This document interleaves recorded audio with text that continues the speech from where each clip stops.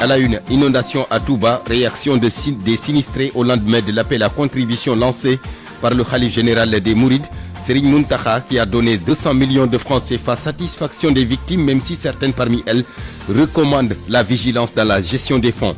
Brassard rouge le 20 septembre, grève totale le 23, l'intersyndicale des travailleurs du secteur primaire se radicalise. Rufisque des acteurs politiques et organisations de la société civile qui menacent d'attaquer le décret du chef de l'État portant répartition des sièges à l'Assemblée nationale en vue des prochaines législatives.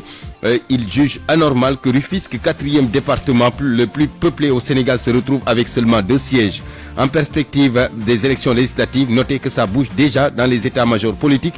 L'APR a engagé des discussions avec plusieurs leaders en vue d'une large coalition.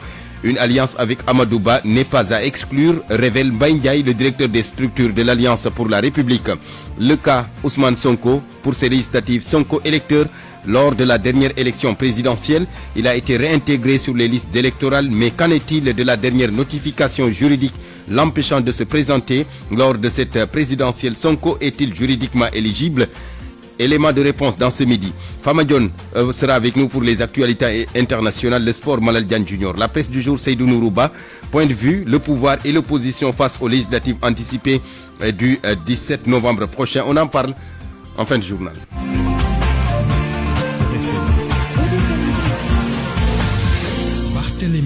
Amadi Ndiaye est la technique. Direction Touba, où les victimes des inondations expriment leur reconnaissance envers le khalife général des Mourides, Serigne Mountakha Mbacké, qui a débloqué 200 millions de francs CFA pour venir en aide aux sinistrés. Cependant, certains recommandent la vigilance dans la gestion des fonds, notamment dans la gestion de l'aide pour donc les victimes de ces inondations. Pape Balagué. Rencontré à la proximité de la mairie de Touba, Biran Diouf, un homme d'une 40aine d'années, fait partie des nombreuses victimes des inondations ayant touché la cité religieuse. Il exprime sa gratitude pour les mesures prises par le khalife général des Mourides pour soulager les sinistrés. wax dëgg ne la ñooñu waruñoo xaar loolu dafa bëri Touba trop. am na ci kër yoo xam ne màggal rek lañ leen di ubbi te bu dee ñun ay taalibe lan te ay julit am kër Dakar am kër fu ne nga tëj ko gis sa moroomu julit ñuy tumuraañ loolu moom muy siñ bi muy état ñoom ñëpp war nañoo taxaw di xool biir kër yi nga xam ne dañ leen a tëj te doyewuñ leen dara ñu jox ko jaamu yàlla yi te yàlla rek tax bu dee Touba dëkk dimbalante la rek te yàlla tax war nañoo mën a tëj ji buntu kër yi jox ci néew si doole ñu dëkk ci ndax dafay xaaj mooy jeex boo demee côté Ilipor boobu kër yu bëri ñu ngi foofu ñu tëj leen kenn dëkku fi. Modou Thiam, une autre victime des inondations, se félicite également des efforts du khalife. Cependant, il tient à souligner l'importance d'une distribution juste et efficace de cette aide. li nga xam ne moom la sëñ Mountakha def mu di yëkkati xaalis bu toll ci 200 millions jébbal ko sinistré yi ñu koy raf li ñuy jooy kay xanaa mooy séddale yu ñu war dañ koy séddalee loolu la ñuy jooy ndax gis nañ yu mel noonu yàgg na fee am waaye séddale ba du doon séddale bu jaar ci yoon kon nag li ñuy ñaan rek ñi nga xam ne ñoo koy séddale moo xam Touba ca kanam la moo xam Hizbut Tarqiyyah yi nañu wàcc ci terrain bi ci jamono ji nga xam ne ndox yi mi ngi ci biir kër yi ba léegi bu ñu demee xool kër gu nekk bu ñu gisee kër goo xamante ne ndox maa nga fa ñu mën a recenser borom bind ko. Au rond-point de Touba, Cheikh Dia exprime ses doutes quant à la bonne exécution des instructions du khalife. tuuti moo ko ñu jëfee ndax loolu dafa waroon am suivi nga nangoo volontaire daal ne joxe naa kër mu ànd ak nit ñu jël ay nit dugal ci waaye bu ko waxee ni nit ñi am na ñoo xam ne maanaam dañ koy dégg benn nopp rek bu àndoon nag ay nit yoo xam ne ku ci ne dañuy dem sa kër ndax mën nga loolu wala mënoo loolu nga ne mën naa ko ñu ne acce boo ne mënul ñu ne kon mënul ñu xam ñi def ak ñi deful. À Touba, de nombreux sinistrés se montrent globalement satisfaits des mesures prises par le khalife pour les soutenir dans cette épreuve. Cependant, plusieurs d'entre eux demandent à ce que cette assistance soit exclusivement destinée à ceux qui en ont le plus besoin, sans favoritisme ni corruption.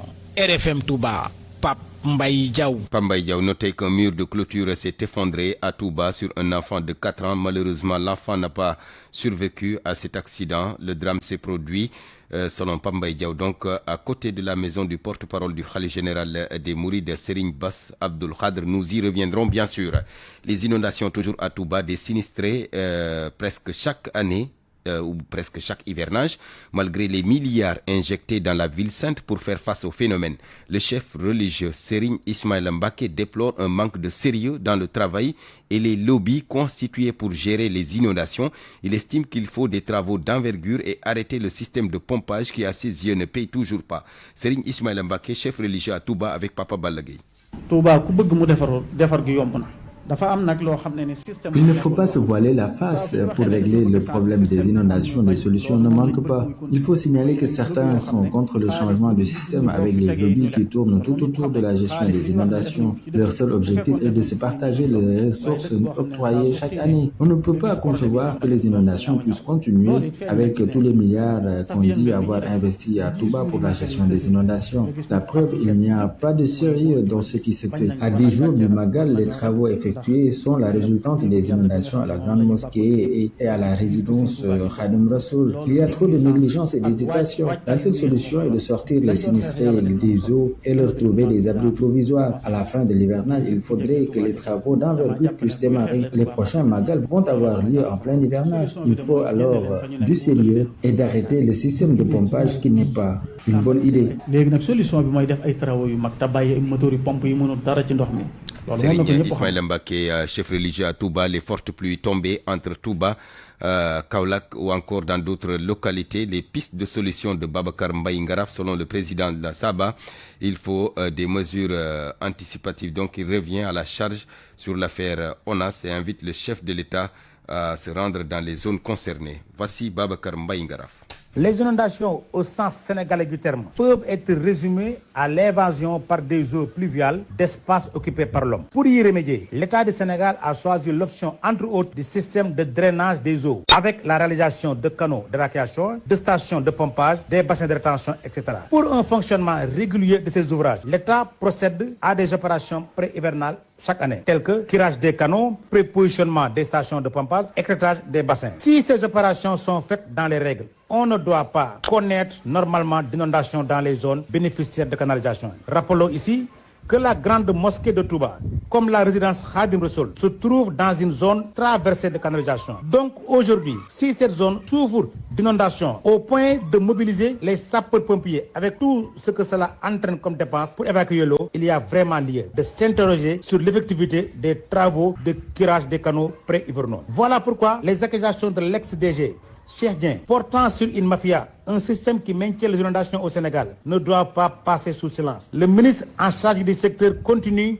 de narguer les Sénégalais sous le regard indifférent, on ne sait pas, impuissant, on ne sait pas aussi, mais en tout cas inactif du président de la République. On ne sait d'ailleurs d'où est-ce que ce ministre tire sa puissance. Permettez-nous de profiter de votre micro pour inviter monsieur le président de la République à aller sur le terrain, s'enquérir lui-même de la situation comme il l'avait fait à Mbourkat. Babacar Mbaye Ngaraf, je vous l'annonçais, l'intersyndicale des travailleurs du secteur primaire, après plusieurs alertes pour pousser le gouvernement à apporter des solutions aux difficultés des travailleurs, surtout au niveau de la sphère ministérielle. Ousmane Tanor Dieng de Diamniadio, l'intersyndicale donc dit être au regret de constater l'inertie des autorités. Conséquence, elle décide de passer à la vitesse supérieure. Port de brassard rouge le 20 septembre, grève totale de 24 heures le lundi 23.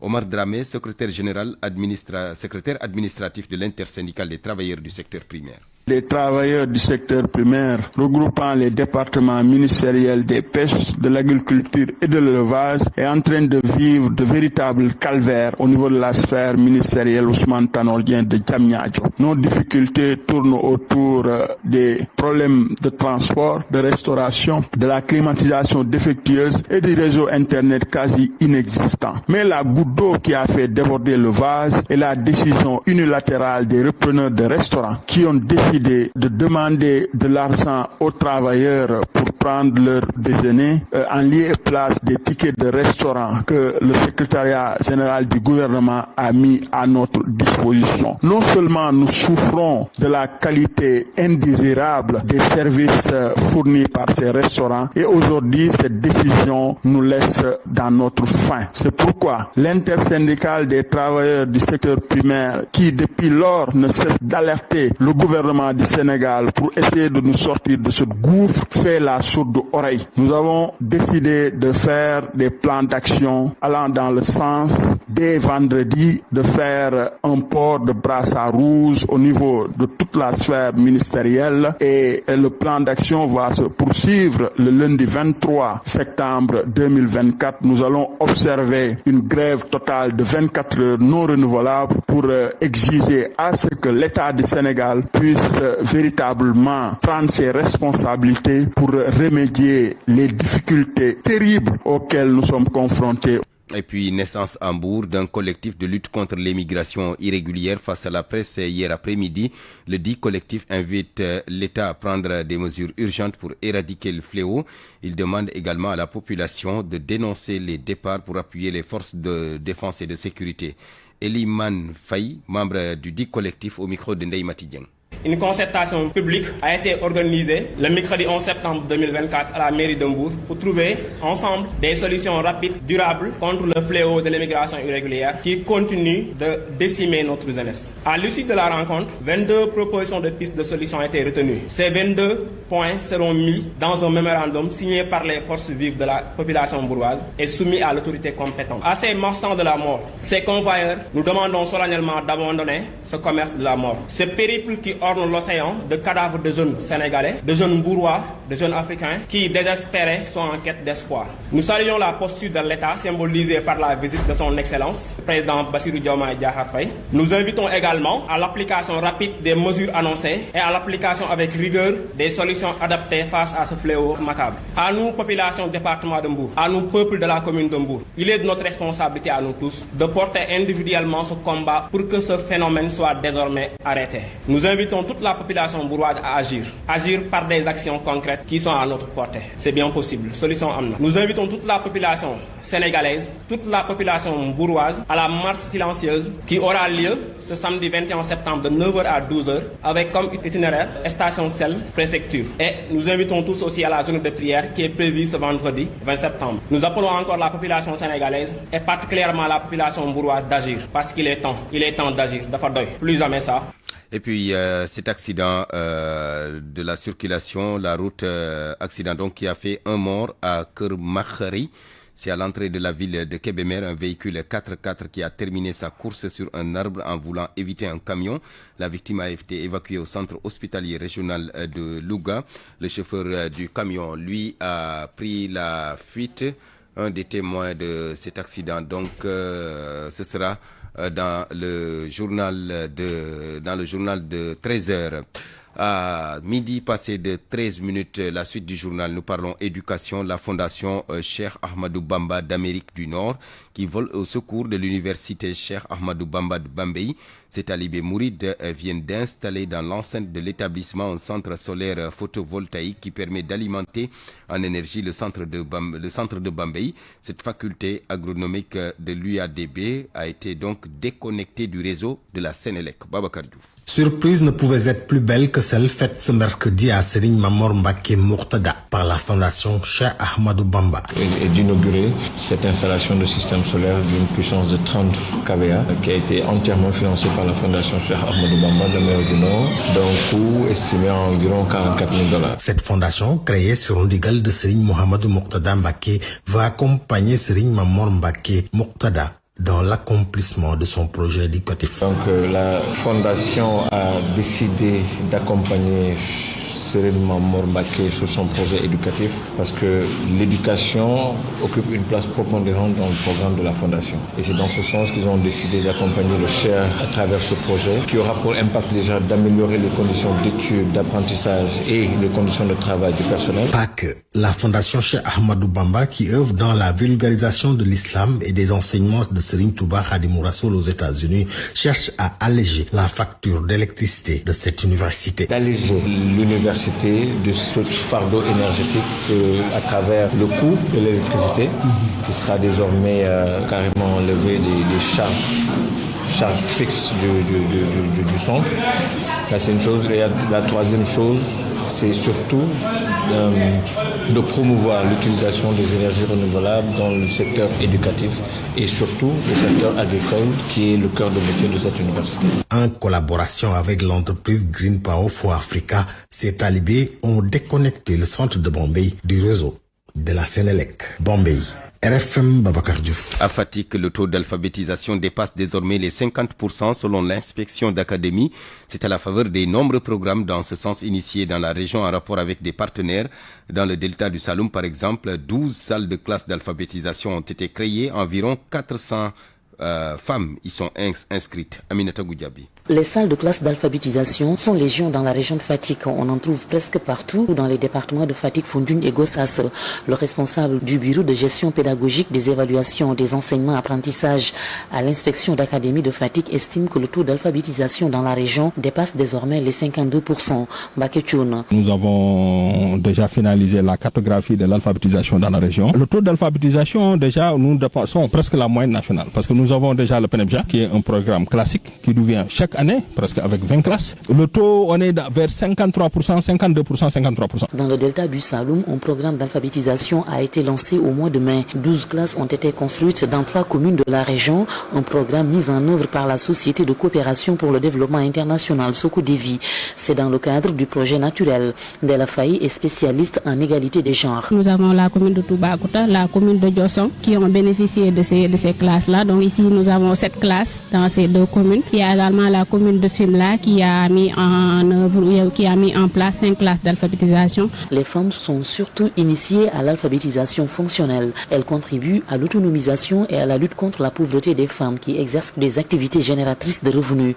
Mbaketchoun. C'est des femmes qui sont ciblées, donc qui constituent les classes d'alphabétisation fonctionnelle, qui font de l'alphabétisation fonctionnelle pure et dure, classique, mais avec une innovation. Il y a un support andragogique qui prend en charge la littératie financière. Donc elles font des mathématiques finalisées dans leurs activités de développement. Une journée de plaidoyer a été organisée dans la commune de Toubacouta. La Sokodevi et les femmes du delta du Saloum invitent les autorités à donner une place importante à l'alphabétisation des femmes. Aminata Goudiaby, Fatick RFM. RFM 94.0, la radio en puissance. Midi 17 minutes, élection législative anticipée du 17 novembre prochain. Le décret de répartition des sièges à l'Assemblée nationale suscite un grincement de dents du côté de Rufisque. Rufisque, 4e département le plus peuplé selon le rapport de l'ANSD, le rapport 2023. Eh bien, Rufisque s'est retrouvé avec 2 sièges. Les acteurs politiques de la ville, aux côtés des organisations de la société civile, veulent donc attaquer le décret du chef de l'État pour que cette injustice, disent-ils, soit corrigée, quitte à reporter le scrutin du 17 novembre prochain. Abdoulahat Diakhaté, le leader du mouvement Yeslu Jëm Ca Kanam, membre de la conférence des leaders de la coalition Khalifa Président, il était l'invité de RFM Matin ce jeudi. À la lecture du décret portant convocation du collège électoral, les populations de Rufisque à l'unanimité se sont senties lésées pour la bonne et simple raison que le nombre de sièges qui a été réservé pour le département de Rufisque est très insuffisant. C'est combien? 2 sièges, exactement le même nombre que lors des dernières élections législatives. C'est très insuffisant et c'est une forfaiture parce que tout simplement nous avons vu entre-temps la population de Rufisque prendre une grande proportion et ce qui a été confirmé par les derniers rapports de l'ANSD parus au mois d'octobre 2023. Le département de Rufisque est passé à la 4e place derrière le département de Mbacké, de Dakar, de Mbour. Et donc naturellement, aujourd'hui, on ne saurait comprendre que Rufisque, avec toute sa densité de population, puisse avoir que 2 députés. Alors aujourd'hui, le décret a été signé, publié au journal officiel. On s'achemine vers un scrutin législatif anticipé et ça dire que vous êtes aujourd'hui dans les dispositions d'attaquer ce décret. Ah ben oui,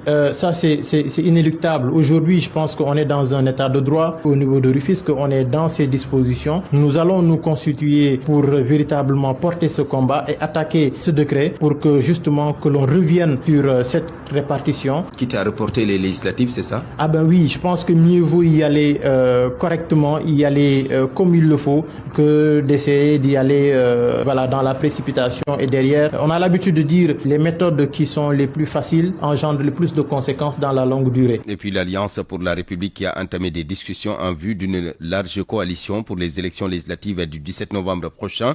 Législative anticipée bien sûr, c'est une révélation du directeur des structures de l'APR. Mbaye Ndiaye n'exclut pas d'ailleurs une alliance avec Amadou Ba, l'ancien Premier ministre, vous le savez, qui vient donc de mettre sur pied son mouvement politique. L'objectif selon lui est d'imposer une cohabitation à l'Assemblée nationale pour l'intérêt du pays. Mbaye Ndiaye, l'invité d'RFM, l'invité de l'émission Yoon Wi qui sera diffusée à partir de 15h30.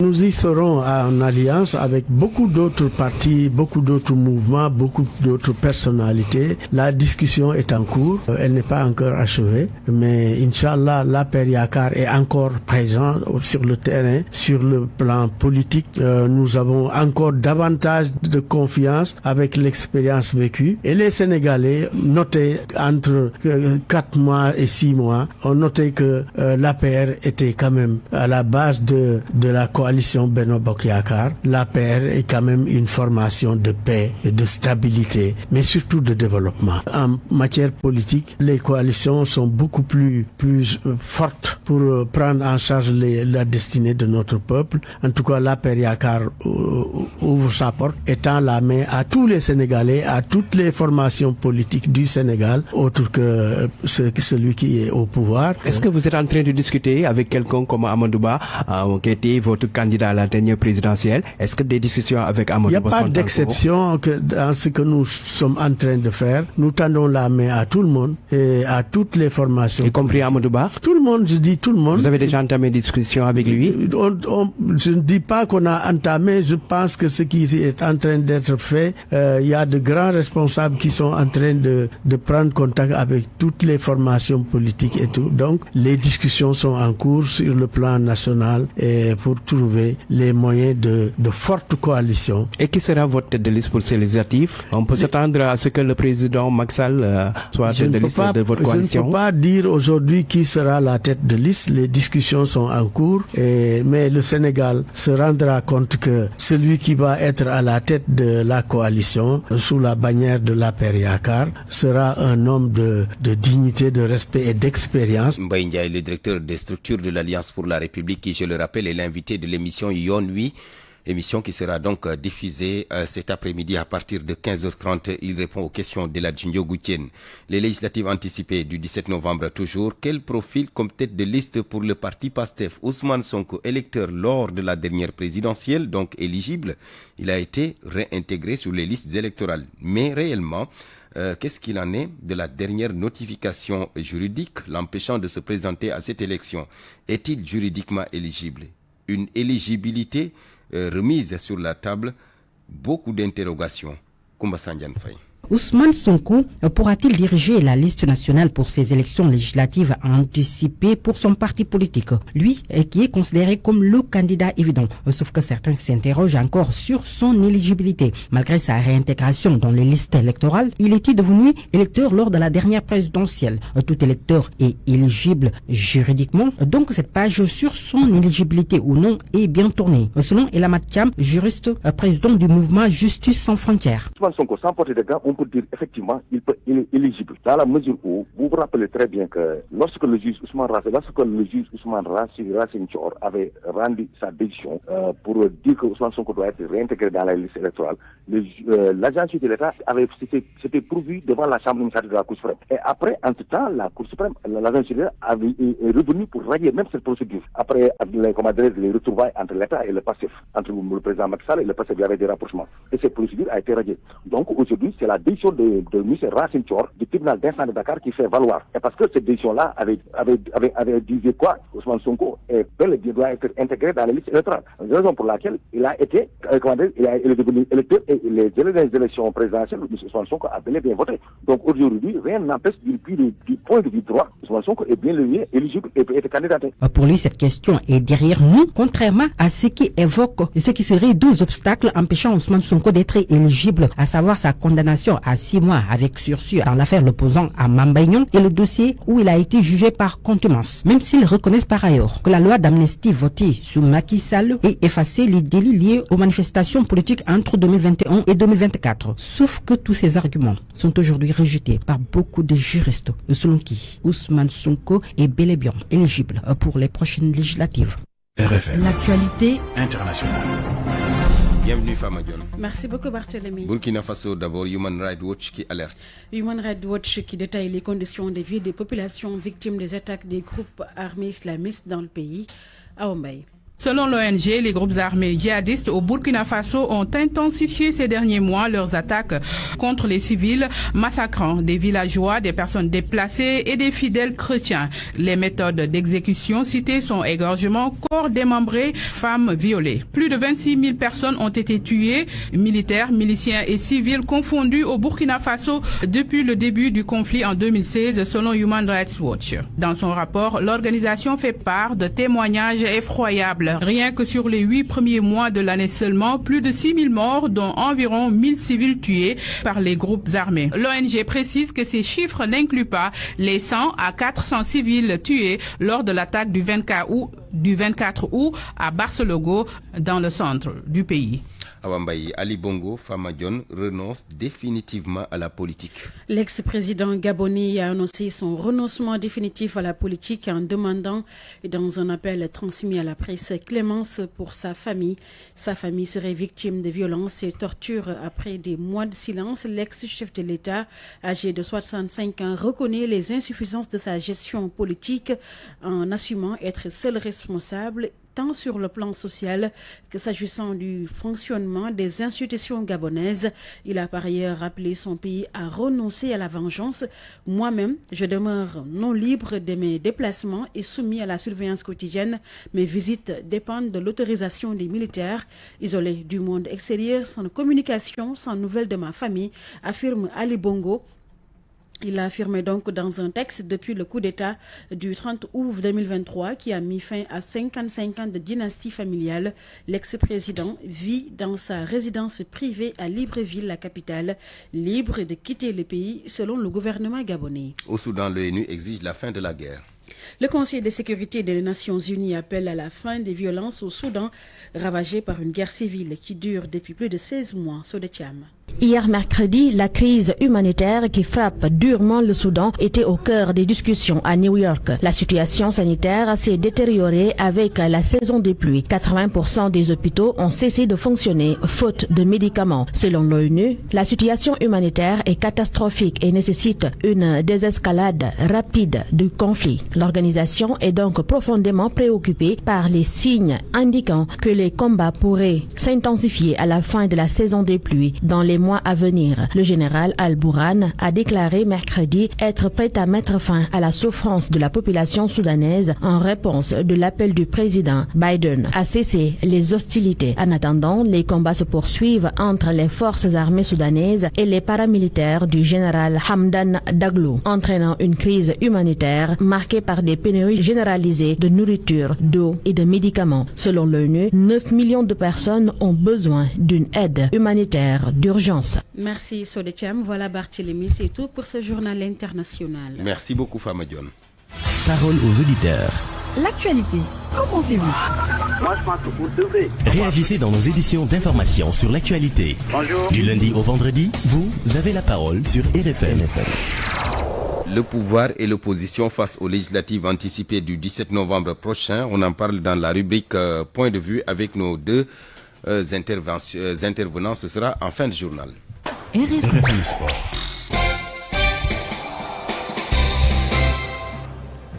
Le sport, Malal Diagne Junior, bonjour.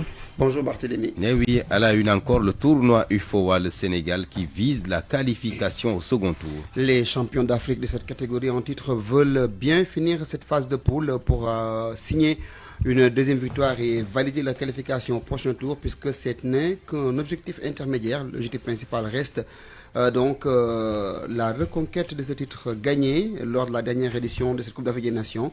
Sodetiam revient un peu sur les enjeux de la rencontre qui va se jouer aujourd'hui entre l'équipe du Sénégal et celle de la Gambie. Pour sa deuxième sortie dans ce tournoi, le Sénégal fait face à la Gambie, une équipe exemptée lors de la première journée et qui va découvrir la compétition ce jeudi. Mais pas de crainte, la détermination et la sérénité restent les maîtres mots pour ce match, selon l'un des sélectionneurs adjoints, Ansou Diadio. On n'a aucune information sur l'adversaire, on ne l'a pas encore vu jouer. Je pense que l'adversaire nous a déjà vu jouer, mais nous allons nous baser sur la réalité du football en Afrique en fonction de chaque pays, de la spécificité de la Gambie. Ce qui est important surtout, c'est ce que nous allons apporter. Parce que là, nous sommes venus avec des ambitions et pour nous, il n'est pas question d'arrêter ces ambitions-là par qui que ce soit. C'est notre deuxième match, c'est de donner le maximum de nous-mêmes pour nous qualifier parce que après ce match, nous allons attendre la dernière journée et que nous allons observer seulement. C'est pourquoi c'est important pour nous ce match-là comme pour le premier match. Et nous allons jouer ce match-là à fond pour ne pas avoir des choses à regretter. Une victoire des protégés de Serigne Saliou Dia leur permettra de se qualifier en demi-finale afin de continuer leur bonhomme de chemin pour l'objectif final. Donc notre objectif reste et demeure la même, c'est de se qualifier pour la Coupe d'Afrique. Et pour se qualifier, il faut passer par ces tours préliminaires-là organisés sous forme de tournoi. On se concentre sur ce qu'on a ici d'abord. Il y a la Gambie qui est devant nous et après l'équipe qui va être demi-finale. Voilà, si on se qualifie les demi-finales et la finale. Nous sommes en phase d'un tournoi très important et qu'on ne sous-estime pas. Tout ce qui est important pour nous, c'est la concentration pour remporter ce tournoi et se qualifier maintenant. Rappelez qu'avec le forfait de la Mauritanie, le Sénégal et ses adversaires de groupe n'auront que 2 matchs à jouer pour ces phases de poule. Hier, dans l'autre poule de ce tournoi, plutôt, la Guinée-Conakry a battu la Guinée-Bissau sur le score de 3-1. Même score en faveur de la Sierra Leone aux dépens de l'équipe du Libéria. Et puis, suite et fin de la première journée de la Ligue des Champions ce soir. Aujourd'hui, l'AS Monaco, avec un Lamine Camara apte à défier les Blaugrana de Lamine Yamal pour clore cette première journée de cette nouvelle formule de la Champions League européenne. Arsenal, vice-champion d'Angleterre, joue contre l'Atalanta de Bergame, équipe italienne. Brest en France, qui découvre la Ligue des Champions, joue contre l'équipe de Sturm Graz, donc c'est une équipe autrichienne. Benfica joue contre l'Étoile Rouge de Belgrade, c'est Étoile Rouge qui reçoit. Feyenoord à domicile joue contre le Bayern Leverkusen. Hier, l'équipe du Paris Saint-Germain a réussi à s'imposer pour sa première journée sur le fil 1-0, alors que l'équipe de Manchester City a concédé le nul blanc 0 partout devant une très bonne équipe avec une bonne organisation défensive de l'Inter de Milan. Les interistes qui ont réussi à faire la prouesse de contenir les assauts à répétition de l'équipe de Pep Guardiola. Ils ont tout tenté, mais la défense italienne était, comme on dit, en mode catenation. Ouais, merci beaucoup, Malal Diagne Junior. La presse de ce jeudi, lecture et commentaire, Seydou Nourouba, bonjour. Bonjour. Législative anticipée du 17 novembre prochain, les choses bougent avec les nouvelles orientations du ministre de l'Intérieur. Le journal Enquête nous informe qu'à travers 2 communiqués distants, le ministre informe les partis politiques, coalitions ainsi que l'ensemble des citoyens des mesures cruciales pour garantir un bon scrutin. Le chef de l'État y ajoute le déploiement d'une vaste campagne de communication, ce qui amène le journal Le Soleil à barrer à sa une le président fixe le cap. Le Soleil n'emboîte pas au quotidien Enquête en annonçant que le ministre de l'Intérieur va très prochainement ouvrir des concertations avec la Sénat, les acteurs politiques et les organisations de la société civile impliquées dans le processus. Mais avant cela, le journal LAS fait savoir que le dépôt des listes de candidatures commence le 28 septembre prochain. L'État accélère la cadence. Titre Sud Quotidien semble être jeté, constate Les Échos, qui à son tour renseigne que les États politiques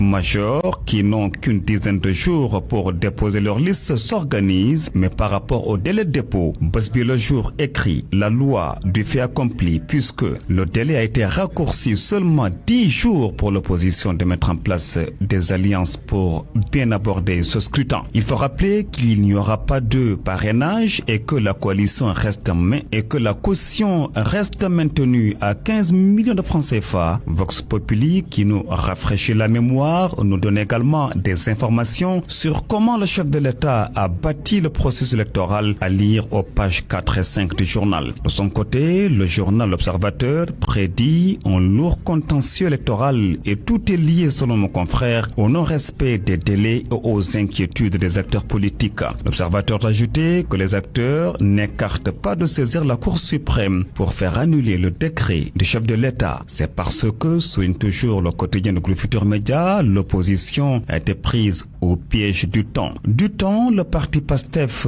en avait besoin pour ces législatives. Direct News renseigne que la tête de liste du PASTEF attend toujours de faire l'objet d'une déclaration officielle, car Ousmane Sonko, considéré comme le candidat évident, est inéligible et 2 obstacles l'en empêchent. Sa condamnation à 6 mois avec sursis assortie d'une amende de 200 millions de francs CFA dans l'affaire Mamba Niang et le dossier Adji Sarr où il a été jugé par contumace. En opposant au régime, il s'agit de Bougane Gueye Dany. Sur le prochain scrutin, il appelle à imposer une coalition pour faire face au tandem Diomaye Sonko. Le leader de Gomza Bop face à la presse hier a son le quotidien La Tribune détruit le système avant de menacer le président et son premier ministre. Bougane qui demande aux populations de voter en faveur de l'opposition pour barrer la route à ce qu'il qualifie de stagiaire. Le Sénégal ne mérite pas de tels dirigeants, a-t-il dit. Bougane Gueye Dany n'en finit pas. Il se défoule sur Sonko, Diomaye et Mimi Touré. Vox Populi, Diomaye, un président délégué en raison de l'influence d'Ousmane Sonko sur lui, selon Source A. Il annonce d'ailleurs 3 plaintes au sang, 3 plaintes sur la table du pôle judiciaire financier, des plaintes qui visent des dossiers tels que ONAS, Azer et l'emprunt des eurobonds. Coalition Diomaye président, 262 membres retirés. Le journal L'Info donne la parole à Charles-Émile Ciss qui se défoule sur Aïda Mbodj. Qui soutient-il s'est emparé d'un bilan digital pour neutraliser la coalition? Un acte qui, selon lui, décrète vraisemblablement la fin de la coalition déjà à l'agonie depuis le lendemain de la présidentielle. Lendemain des inondations à Touba, le journal Le Quotidien s'intéresse à l'appel au secours du khalife général des Mourides. C'est le moment ou jamais d'engager les travaux. Message du porte-parole Serigne Bass Abdou Khadre Mbacké à l'endroit de Cheikh Tidiane Dièye, ministre de l'Assainissement. Le plan hors sec du khalife reprend Rewmi qui signale qu'un appel à contribution a été lancé à l'endroit des propriétaires de maisons non occupées pour accueillir des sinistrés. Le journal Libération, pour finir,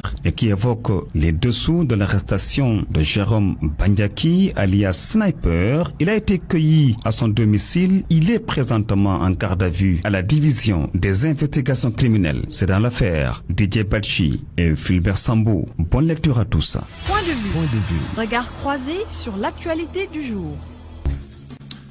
Point de vue, le pouvoir et l'opposition face aux législatives anticipées du 17 novembre prochain. Déjà, ça bouge dans les états-majors. Nous sommes en ligne avec Adjimbergane Kanouté. Madame Kanouté, bonjour. Bonjour, Barthélémy. Présidente de l'Union pour le développement du Sénégal, membre du Front social et républicain. Nous devons être également avec la parlementaire Nima Goudiaby. Elle n'est pas encore en ligne. Je vous donne tout de suite alors la parole, Madame Kanouté. D'abord, la date du 17 novembre qui a été retenue pour les élections législatives. Le dépôt des listes est prévu à partir du 28 septembre, ça avance. Mais est-ce que vous croyez réellement à la tenue de ce scrutin anticipé? Vous savez, bon, avec le pouvoir en place, rien ne me surprendrait, dans la mesure où le président de la République, quand il a reçu l'avis du Conseil constitutionnel, on peut dire qu'il l'a reçu depuis le mois de juillet, depuis 2 mois. Et ce n'est que hier qu'il a pu publier un décret pour pouvoir... décret portant convocation du collège électoral. Du collège électoral. Mais c'est moins de 10 jours du dépôt des listes, donc il a avisé les acteurs politiques que nous sommes. Et je pense que le président de la République aurait pu avoir plus d'élégance dans les rapports, ces rapports avec les acteurs politiques que nous sommes, mais aussi avec les acteurs de la société civile.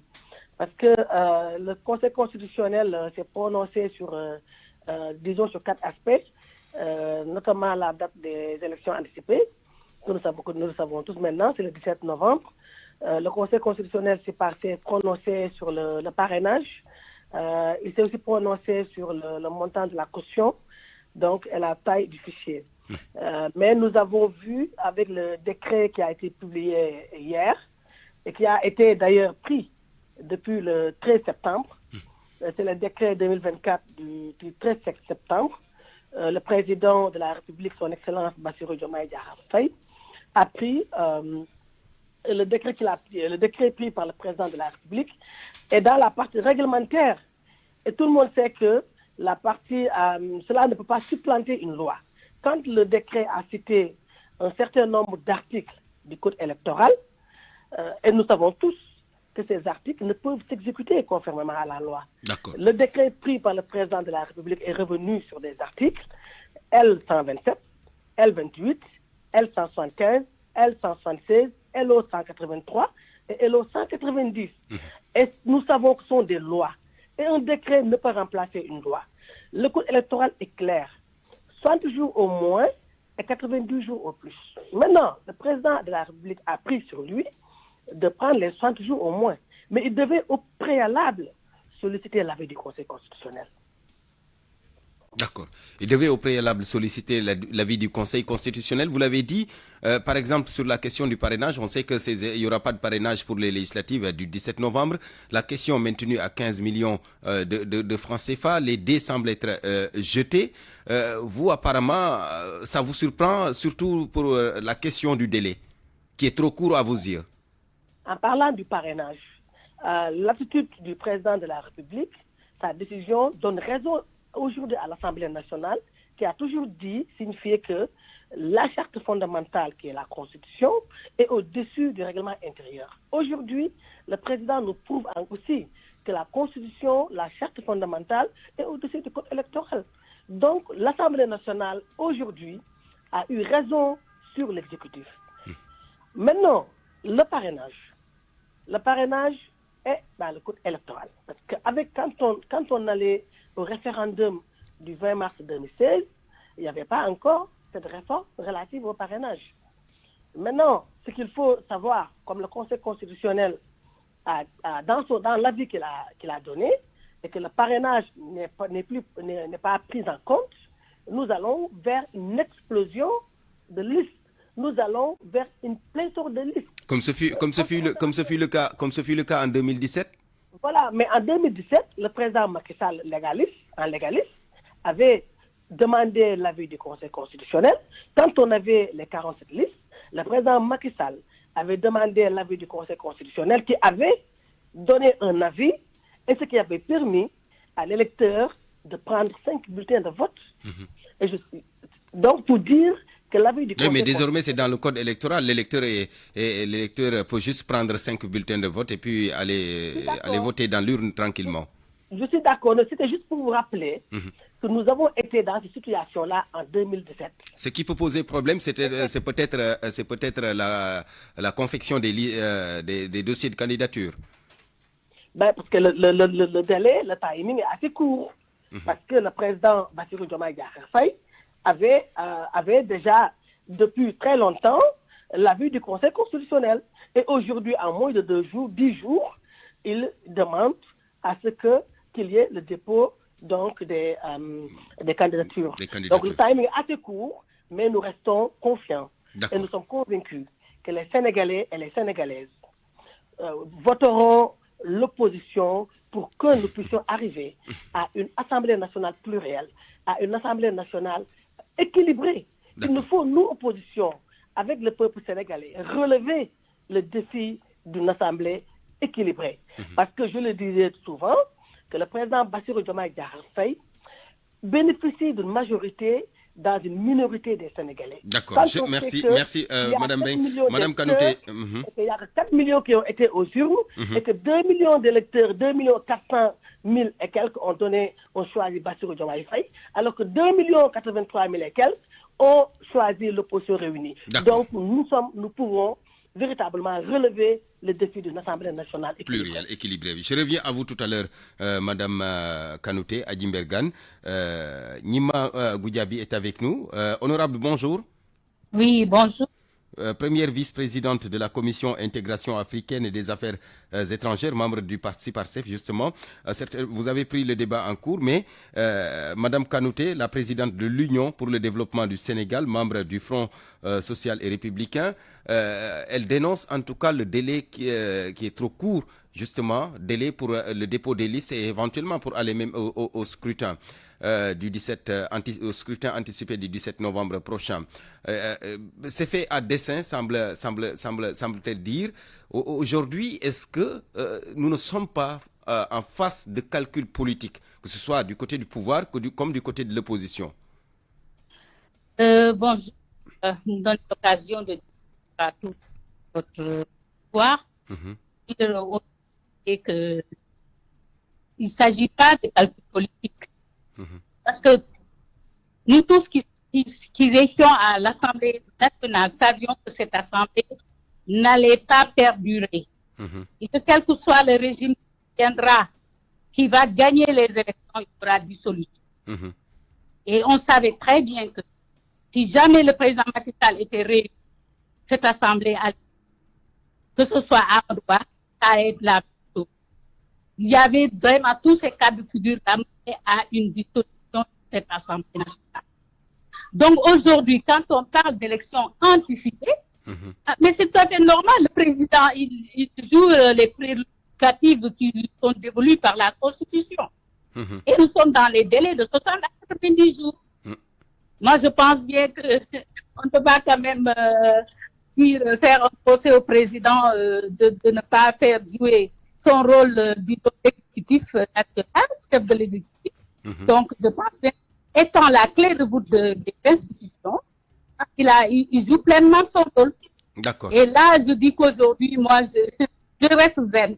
Je reste zen par rapport à ces élections qui vont se passer. Il se conforme à ce délai de 60 jours, mais aujourd'hui, le scrutin, c'est le 17. C'est le 17 novembre, oui. Oui, le dépôt des dossiers de candidature commence à partir du 28 septembre prochain. Autant de décisions donc qui ont été annoncées sans une consultation avec les parties prenantes. Et du coup, certains pensent que l'idéal aurait voulu qu'il y ait des concertations d'abord avant de retenir ces dates. Mais retenir les dates pour ensuite appeler à des concertations, ça renvoie un peu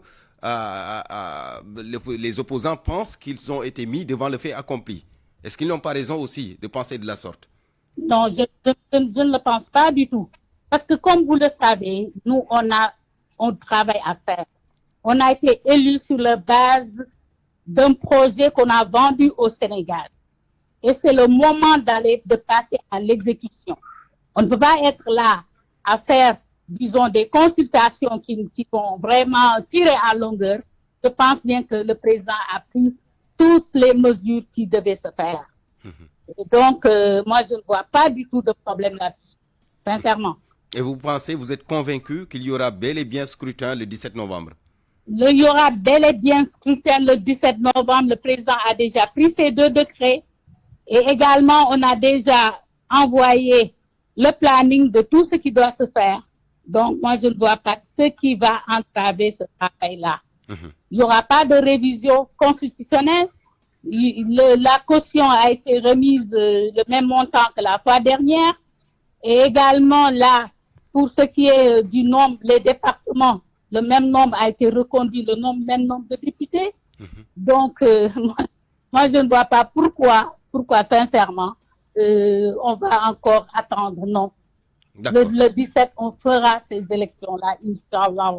Inch'Allah. Je reviens à vous. Et nous, on pense et on croit dur et ferme qu'on va gagner. D'accord. On attend de voir au soir du 17 novembre. Je reviens à vous tout à l'heure, honorable. Adjim Mbergane Kanouté, vous avez dénoncé tout à l'heure un délai assez court, mais les deux sont jetés. Mais malgré tout, le président de la République a quand même donné des instructions au ministre de l'Intérieur pour qu'il convoque l'ensemble des parties prenantes afin de se concerter sur la tenue de ces élections. Ça suffit, non? Vous savez, Barthélémy, moi je pense que dans une république, dans une grande démocratie, et le Sénégal est une référence en matière de démocratie, le président de la République devait d'abord initier des concertations, un dialogue, comme cela s'est toujours fait. Et aussi, le président Bassirou Diomaye Diakhar Faye devait demander l'avis du Conseil constitutionnel avant de prendre le décret. Oui, mais dialogue, il y aura dialogue puisque des instructions ont été données au ministre de l'Intérieur. Oui, le code électoral est assez clair, 60 jours au moins, 90 jours au plus. Si le président de la République choisi les 100 jours au moins, il devait au préalable demander l'avis du Conseil constitutionnel. C'est ça la légalité aussi. Maintenant, mais jusque-là aussi, en choisissant les 60 jours au moins, est-ce qu'il n'est pas dans les règles aussi? 60 jours au moins, 90 jours au plus. Non, la loi est au-dessus du décret. Il a pris un décret, mais il devait solliciter l'avis du Conseil constitutionnel. Quand il choisit les 100 jours au moins, on a dit 100 jours au moins, 90 jours au plus, il devait solliciter l'avis du Conseil constitutionnel. Il devait soumettre son choix à l'appréciation du Conseil constitutionnel. C'est cela qui est, c'est ça la réalité. Donc il a pris les 100 jours, il devait le soumettre au Conseil constitutionnel avant de prendre un décret. C'est cela la réalité. Maintenant, que les délais soient courts ou non, nous, cela ne nous dérange nullement. Que l'élection se passe dans 10 jours, non, pas l'élection, que le dépôt des listes puisse se faire dans 10 jours, nous sommes assez organisés. L'opposition a une expérience avérée.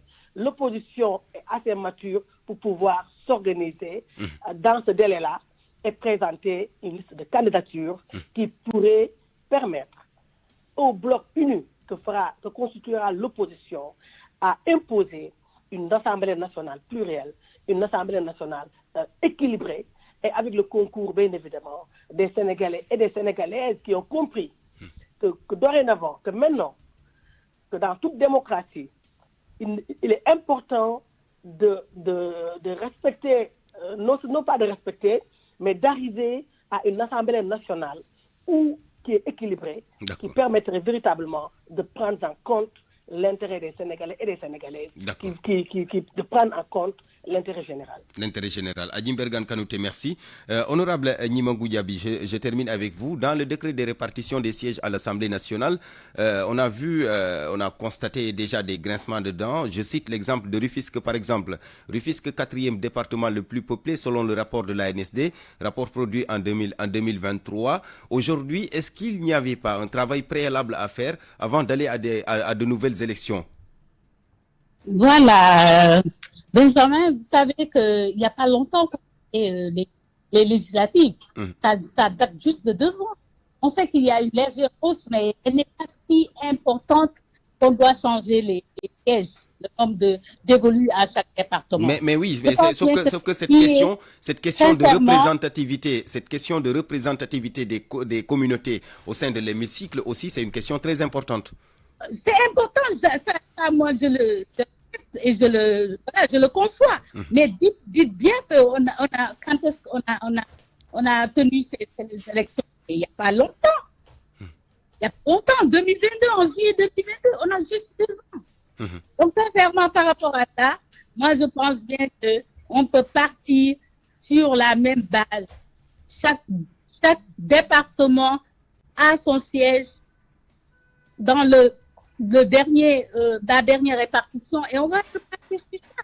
Et dans 5 ans, ça va être revu à la hausse, Inch'Allah. Mais là, vraiment, on est tenu vraiment à ce terme-là juridique qui est anticipé, élection législative anticipée. Quand on dit anticipé, ça englobe beaucoup de choses.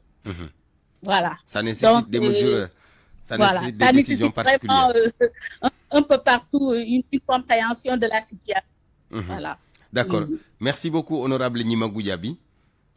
Merci, honorable Gnimangou Diaby, première vice-présidente de la Commission intégration africaine et des affaires étrangères. Merci également à Adjimbergan Kanouté, la présidente de l'Union pour le développement du Sénégal, membre du Front social et républicain. Mesdames, Messieurs, merci à vous. C'était Point de vue, le dernier point de ce journal présenté par Barthélémy Ngom, mise en onde Amadi